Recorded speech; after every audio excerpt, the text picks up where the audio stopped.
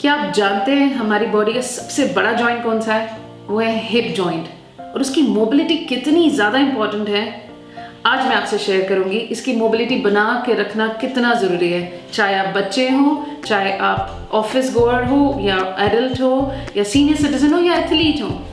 Hip joint carries the body weight. इसका move करते रहना हमारी बॉडी के सिस्टम के लिए कितना इम्पोर्टेंट है, और अगर ये मोबाइल ना हो तो लोड जाता है आपके कमर में या आपके घुटने पे। So I will share how can you avoid that, and in the end wait for some tips. Let's begin with kids. आपने आजकल बच्चों को देखा होगा, उनके नॉक नीज डेवलप हो जाते हैं, घुटने अंदर जाते हैं, पैर बाहर जाते हैं, और कई बार बच्चों की आदत होती है डब्लू बना के बैठने की, जमीन पे बाहर पैर करने की। This is all detrimental for the health of the hip joints.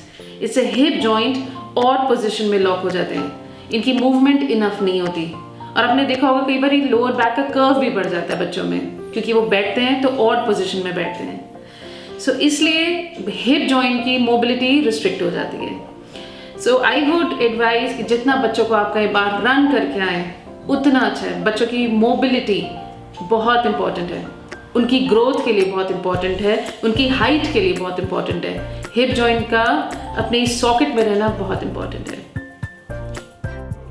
अब हम बात करते हैं जिनका काम बैठने का ज़्यादा है, जैसे लैपटॉप पे काम ज़्यादा है जिनका, जो ऑफिस में भी बैठते हैं, घर जाते समय गाड़ी में भी बैठते हैं, और घर जाके बेड पे भी बैठते हैं। आपने आम बात है ये सुना होगा कि कमर में दर्द आ गया ज़्यादा बैठने से, या गर्दन में, या घुटनों में खड़े होते समय। ये सब सेकेंडरी इश्यूज है, क्योंकि बहुत देर तक आप बैठे हुए हैं और hip joint is not moving enough. Gymming, yoga, everything is good, but सबसे ज़्यादा इंपॉर्टेंट है walking, which facilitates the movement at your hip joint. So my advice would be please walk as much as possible. Take breaks. Frequency of the breaks is more important than duration of the break. Now let's talk about in senior citizen, my favorite.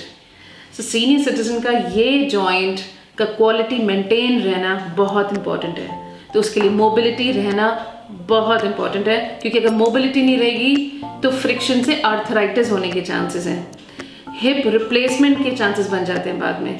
तो इसलिए इनकी movement to and fro, side में जितनी walking, थोड़ा थोड़ा marching, balance, ये सब आपके हिप जॉइंट को पक्का करते हैं, इसको स्ट्रॉन्ग रखते हैं और इसकी मोबिलिटी बना के रखते हैं। So for senior citizen, cycling is good, walking is good, balancing is good, movement at hip joint, every movement at the hip joint is excellent. अगर हम बात करें स्पोर्ट्स की, एथलीट्स की, उनको चाहिए स्पीड, रनिंग के लिए, जंपिंग के लिए, और जब हमें स्पीड चाहिए होती है तो हमारी हिप का पीछे जाना ज़रूरी है। अगर उनको स्क्वाट करना है तो हमारे हिप का आगे आना ज़रूरी है। तो देखिए कितनी इंपॉर्टेंट है आपके हिप जॉइंट पे, एंड तभी लिगामेंट इंजरी ज़्यादा होती है अगर हमारे हिप जॉइंट इनफ मोबाइल नहीं हुए तो।